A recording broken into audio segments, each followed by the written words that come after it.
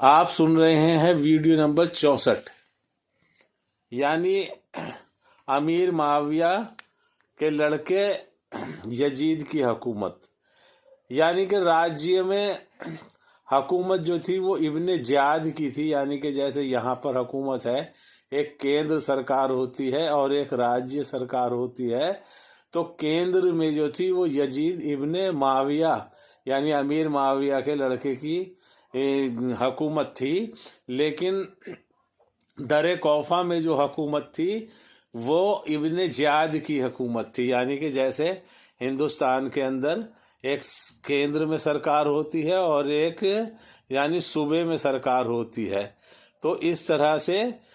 یعنی بہرحال میرے کہنے کا مطلب یہ ہے کہ وہاں پر ہمارے ہندوستان کی طرح سے court, supreme court, high court وغیرہ نہیں تھے،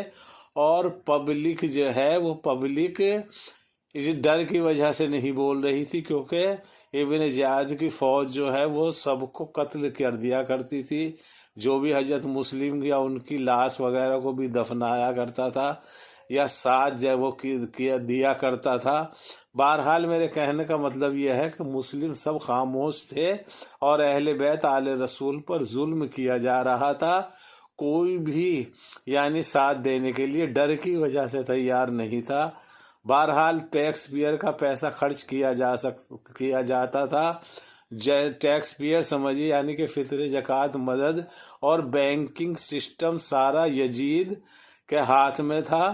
اور امیر معاویہ کے لڑکے یزید اور ابن زیاد کے ہاتھ میں تھا۔ اللہ حافظ۔